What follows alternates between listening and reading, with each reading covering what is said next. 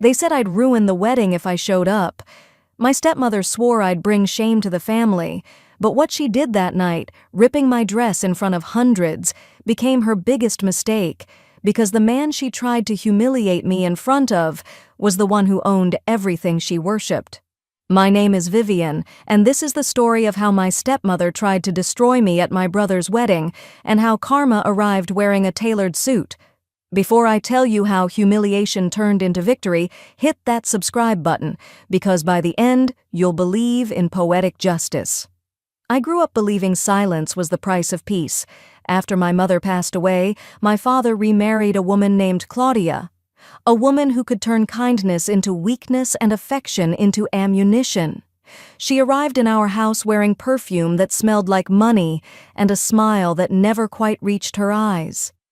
At first, I wanted to believe she could fill the emptiness my mother left behind. I even called her Mom once. She turned to me with that icy smile and said, "Don't call me that. You already have a mother, or at least, you did." That was the day I learned how cruelty can hide behind lipstick and pearls. From that moment on, my place in the house changed. Claudia's son Ethan could do no wrong. He got the newest gadgets, private tutors, even a car before he could drive. I, on the other hand, was treated like an inconvenience my father forgot to deal with. My meals were separate, my clothes were hand-me-downs, and my achievements, no matter how small, were dismissed as luck. "You should thank Ethan," Claudia would say. "He's the reason you still have a roof over your head." My father never corrected her.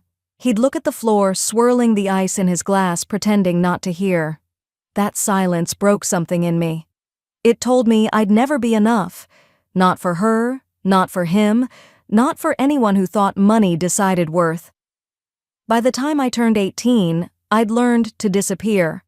I left home the day after graduation with a single suitcase and $200 in my pocket. I didn't look back. Life outside that house wasn't easy, but at least it was mine. I worked double shifts as a waitress, studied at night, and promised myself I'd never depend on anyone again. I rented a tiny apartment with a leaky ceiling and made it feel like home with cheap fairy lights and thrift store curtains. I wasn't rich, but I was free. And sometimes, that's worth more than gold. That's where I met Daniel. He came into the cafe one rainy night, drenched and laughing because his umbrella had turned inside out. He wasn't like the people I'd known growing up. No arrogance, no need to prove himself. He talked to me like my thoughts mattered. We started sharing coffee breaks, then stories, then dreams. I thought he was just another ordinary man trying to make it through life. He never mentioned money, and I never asked. I didn't fall in love with what he had. I fell in love with the way he saw me, like I wasn't invisible. We married quietly, in a small garden behind the courthouse, surrounded by flowers and laughter. No family, no drama, no spotlight. Just us. He gave me a simple silver ring and said, "You don't need the world to see your worth. You just need to see it yourself." At the time, I had no idea how literal those words would become. Years passed peacefully, until one afternoon, a cream-colored envelope arrived in the mail. My heart sank the moment I saw the handwriting, elegant, cold, unmistakable. It was from Claudia. "You are cordially invited to celebrate the marriage of Ethan Reynolds and Charlotte Davis," it read, embossed in gold. For a moment I thought it was a joke. Why invite the family disappointment to a wedding that would probably be covered in luxury magazines? But at the bottom of the invitation, in neat cursive letters, was a note. "Do make sure to wear something appropriate this time." Daniel found me staring at it. "You don't have to go," he said gently. "They've done enough damage." I wanted to agree, to throw the invitation away and never think about it again. But something inside me, maybe pride, maybe the ghost of the girl who once cowered in that house, refused to hide. "I'll go," I said quietly. "Not for them." For me, Daniel smiled, that calm, knowing smile of his. "Then I'm coming with you." I shook my head. "You don't know what they're like, Daniel." "They'll pick you apart, the way they do everything that doesn't fit their picture-perfect world." He just chuckled softly. "Vivian, I've spent my life watching people pretend. I think I can handle your family." I didn't realize then what that meant. To me, Daniel was still the man who fixed his own car, cooked dinner, and insisted on doing the dishes. I didn't know he owned the company that supplied half the luxury venues in the city. He'd never told me because he didn't want his world to change the way I saw him. In the days leading up to the wedding, I could feel old memories clawing their way back. I tried on my dress, a soft shade of peach with delicate lace along the sleeves, and stared at my reflection. It wasn't expensive, but it was beautiful. It was me. And for once, that felt like enough. Daniel came up behind me, kissed my shoulder, and whispered, "You look like peace." But deep down, I knew peace wasn't what awaited me. Claudia's world thrived on appearances, and I was still the girl she'd tried to erase. As we packed our bags, a quiet unease settled over me, like a storm waiting behind the clouds. I kept thinking about the last time I'd seen her, the way she'd looked at me like I was dirt she couldn't sweep away. I remembered her words, "You'll never amount to anything, Vivian. Some people are born to serve, not to shine." Those words used to break me. But as Daniel took my hand before we left, I realized something had changed. I wasn't that scared girl anymore. I'd built a life out of the ashes she left behind. Still, I couldn't shake the feeling that this wedding wasn't just a reunion. It was a test, a final act in a play I hadn't agreed to be part of. I had no idea that by the end of that night, Claudia's empire of cruelty would crumble in front of the very people she was trying to impress, and the woman she once called worthless would become the name on everyone's lips. I'll never forget the way the air felt that morning, heavy with perfume, arrogance, and the faintest trace of fake smiles. Ethan's wedding was held at one of those sprawling estates with white marble floors, fountains that never stopped running, and chandeliers that looked like they belonged in palaces.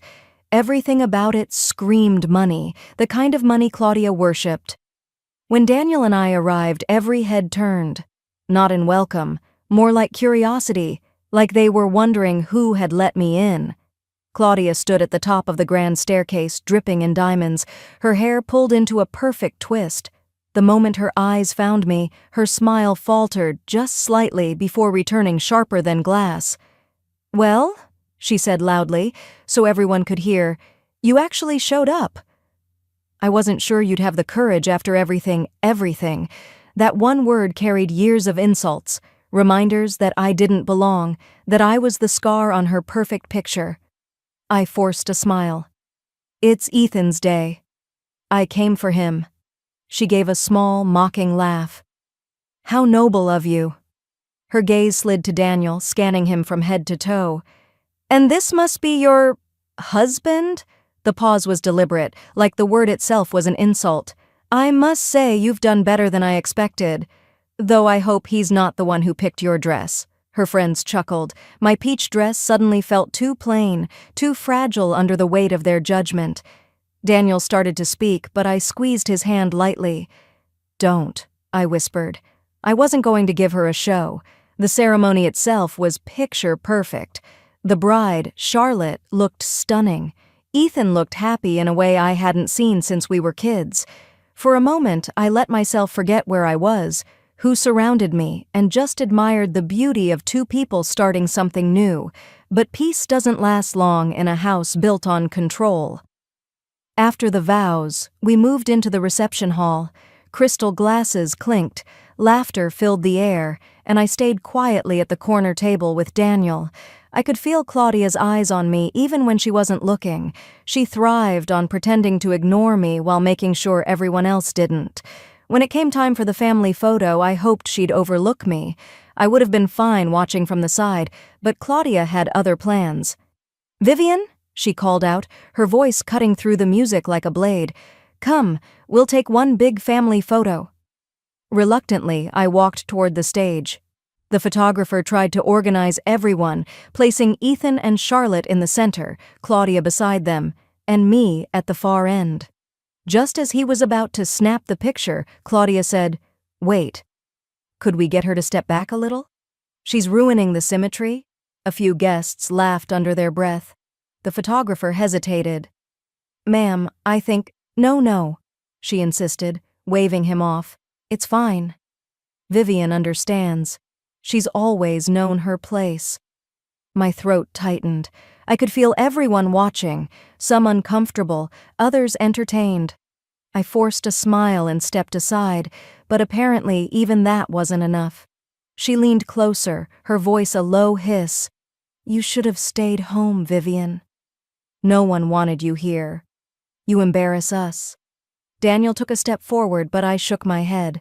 My eyes burned, but I refused to give her tears.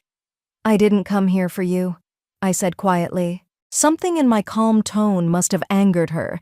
Maybe she hated that I wasn't breaking, because the next thing I knew, she grabbed my wrist hard and yanked me closer. "Don't talk back to me," she snapped, loud enough for half the room to hear. Gasps rippled through the crowd. I tried to pull free, but she wouldn't let go. The sound of fabric tearing echoed across the hall. My sleeve ripped clean off. For a moment, time stopped. I stared at her, at my torn dress, at the crowd frozen in shock. Then she pointed toward the exit. "Get out!" she shouted. "You've humiliated this family for the last time. Guards, remove her!" The two security men looked uncertain, glancing between us. The bride's smile had vanished. Ethan stood frozen, whispering something to Claudia, but she brushed him off. I could feel hundreds of eyes on me, whispers snaking through the air. Some pitied me, others smirked behind champagne glasses. My heart pounded so loudly I could barely hear anything else. Daniel finally stepped forward, his voice calm but sharp. "Let go of her," he said. Claudia's eyes flicked toward him, full of disdain. "And who exactly do you think you're talking to? This is a private family matter. You're lucky we even let you through the door." He didn't move, just stared at her. "Let her go." For a moment, the silence in that room was unbearable. Then she scoffed and turned to the guards. "Do your job!" One of them hesitated. "Ma'am, maybe we should— Now!" she barked. They took a step toward me, and I felt Daniel's hand reach for mine. Before I could speak, a deep voice boomed from the entrance. "Is this how you treat your guests?" Every head turned. The sound of polished shoes echoed across the marble floor. The room shifted, people whispering, the atmosphere changing in an instant. Daniel released my hand and walked forward, his tone steady and cold. "I was told this was a celebration, not a public spectacle." Claudia blinked. "Excuse me? Who do you think you are to speak to me that way?" He tilted his head slightly, almost amused. "You'll find out soon enough." The entire room fell silent. Even the band stopped playing. And for the first time since I was a child, I saw fear flicker across Claudia's perfectly made-up face. Because something told me this wasn't just my moment of humiliation anymore. It was the beginning of hers. For a moment, nobody moved. The entire room froze in that uneasy silence that comes right before a storm. I could still feel the torn fabric clinging to my arm, my heart pounding in my chest, my dignity hanging by a thread. Claudia stood with her chin high, confident that she'd won again, that she'd finally put me back in my place. But then Daniel spoke, his tone low, even, and terrifyingly calm. "Who touched my wife?" Every whisper, every gasp in that ballroom stopped cold. Wife. That one word rolled through the air like thunder. People exchanged stunned glances. Claudia blinked in disbelief, then let out a mocking laugh. "Your wife?" she said, loud enough for everyone to hear. "Well, maybe you should buy her a proper dress next time, something that doesn't tear so easily." Her friends snickered behind her like a pack of trained parrots. Daniel's expression didn't change. He slowly reached into his suit pocket, pulled out his phone, and pressed a single button. Within seconds, 2 men in black suits entered the hall, men I didn't recognize, but who walked straight toward Daniel like soldiers waiting for orders. The color drained from Claudia's face as she realized this wasn't some random man she could mock. "Mr. Westbrook, we didn't expect you so soon," one of them said. The room went silent again. Mr. Westbrook. The name landed like a weight in the air. People started whispering in shock. Claudia's hand dropped from my torn sleeve. She looked at him, blinking rapidly, the confidence draining from her eyes. Westbrook? As in, Westbrook Industries? She stammered. Daniel nodded once. That's right. Then his voice turned icy. And if I'm not mistaken, this entire property, the catering, the decor, the security, even the media coverage, is managed by one of my subsidiaries. So technically, he took a slow step toward her. You just humiliated your own sponsor's wife. Gasps rippled through the guests like waves. Ethan looked pale, the bride covered her mouth, and even the photographer stopped breathing. Claudia tried to recover, her voice trembling. I didn't know. I didn't mean. Daniel raised a hand, silencing her. No, you meant every word. He turned to the guards who had been seconds away from dragging me out. You can escort her out instead. For a moment they hesitated, as if unsure they'd heard right. Then one of them nodded. Yes, sir. Claudia stumbled back, her voice rising. You can't do this. This is my son's wedding, my family. Your family, Daniel interrupted sharply, should be ashamed of how they allowed this. He turned to the crowd, his voice cutting through the room like steel. Let this be a lesson. Status means nothing when you've lost your humanity. I stood there, frozen, watching the woman who'd made my life miserable for years being escorted toward the door. She tried to resist, shouting empty threats about lawsuits and connections, but nobody dared look her in the eye. Guests whispered in disbelief, recording everything on their phones. For once, I wasn't the one people were whispering about. Daniel removed his suit jacket and gently wrapped it around my shoulders. You okay? He asked softly. His eyes, usually warm, now carried a storm I'd never seen before. I nodded, trying to steady my voice. You didn't have to do that. Yes, he said quietly. I did. The bride, Charlotte, stepped forward hesitantly. Mrs. Westbrook, I'm so sorry. We had no idea her sincerity was real, her eyes full of guilt. I gave her a small nod. It's not your fault, I said. Some people mistake cruelty for class. Ethan finally found his voice. Vivian, I didn't know she'd. Daniel cut him off with a look that made Ethan falter. You let her. That's enough. The band didn't dare play. The laughter, the music, the clinking of glasses, gone. The only sound was the heavy beating of silence. Claudia's voice echoed faintly from outside, screaming at the guards, but even that faded into the night. Daniel turned back to me. You're leaving with your head high, he said, holding out his hand. Not as the girl they pitied, but as the woman they'll never forget. We walked out together, past the marble staircase where Claudia had first greeted us, past the shocked faces that now looked at me with awe instead of disdain. Outside the air was cool and quiet, the night sky wide and endless. When we reached the car, Daniel opened the door for me, then paused, his voice low. You know, he said, I was planning to keep my last name hidden a little longer. I smiled faintly. So much for that plan. He laughed, the tension breaking for just a second. She deserved to know who she was dealing with. Then he looked at me, his tone softening. But more importantly, you deserve to see what it feels like to be protected. For a long moment, I just sat there, watching him in silence. The man who had stood up for me, not because of pride or anger, but because he couldn't stand seeing me hurt. As we drove away, the glow of the mansion faded behind us. I could almost feel the shift, the balance of power finally changing after years of silence. For so long, Claudia had made me feel small. But that night, she was the one who was diminished, stripped of the only thing she valued, control. I looked at Daniel and whispered, You turned humiliation into justice. He smiled without taking his eyes off the road. No, he said softly. You did that the moment you walked in there with your head held high. I leaned back in my seat, feeling the last of the old pain loosen its grip. For the first time in years, I wasn't angry. I wasn't broken. I was free. Inside that grand mansion, they might still be whispering my name, but now it carried a different weight.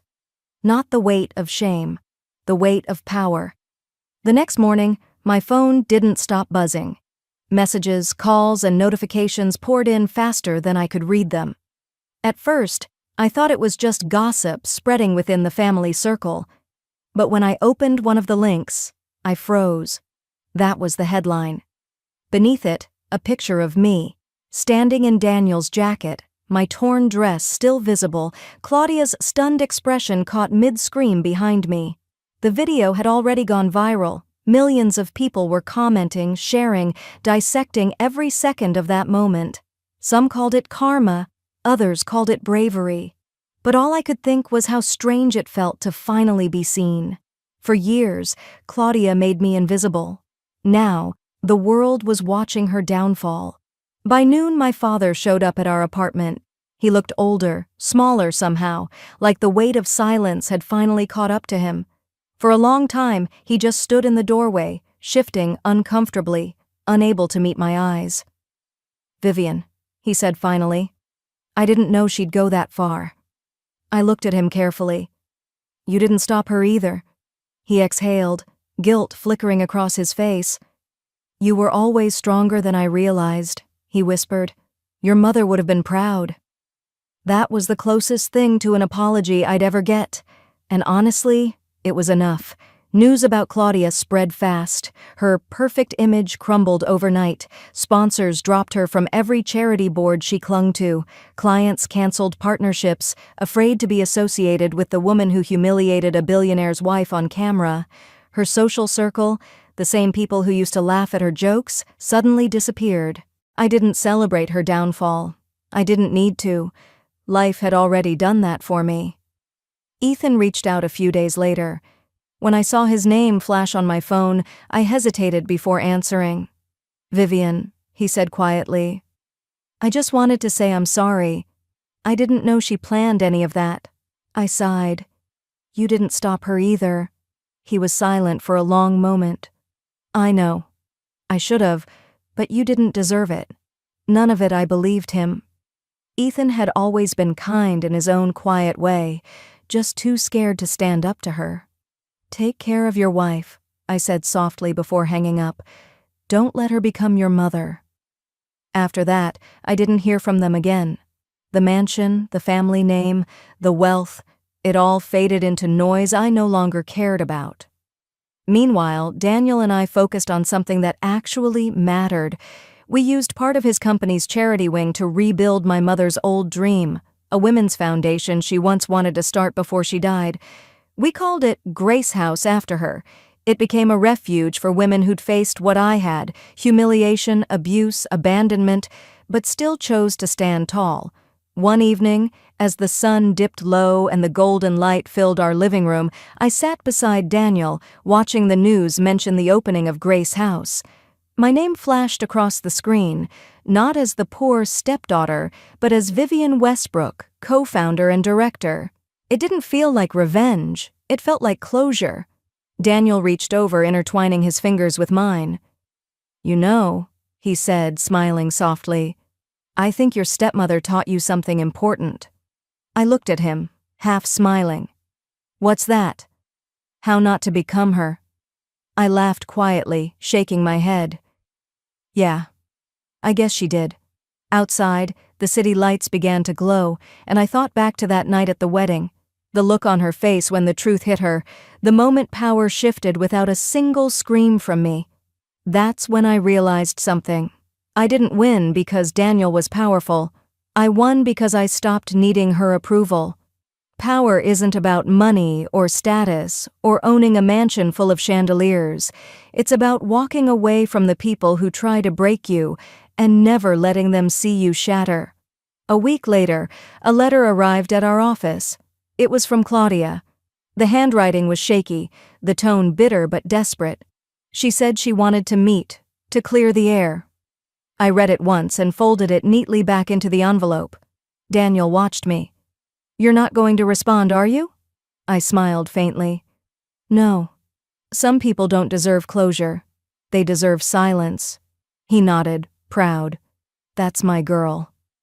That night, as I stood on our balcony overlooking the city, a soft wind brushed against my face. I thought about the girl I used to be, the one who stood trembling in a torn dress, surrounded by laughter and judgment. She didn't exist anymore. She'd been replaced by someone stronger, calmer, and untouchable. People still whispered about that wedding sometimes. They'd talk about the billionaire who walked in and turned humiliation into history. But that's not how I remember it. I remember the quiet strength it took to stay standing. I remember the look in Daniel's eyes when he said, "You'll never be disrespected again." And I remember the moment I realized I didn't need anyone's approval to know my worth. That's the real story. Not revenge, redemption. Because sometimes the sweetest revenge isn't what you do to them. It's the peace you give yourself when you finally let them go. That night taught me something. When people rip you apart to feel powerful, don't fight back with rage. Fight back with truth. Let them see who you really are, and they'll destroy themselves. If you've ever been shamed by someone who thought you were beneath them, remember this.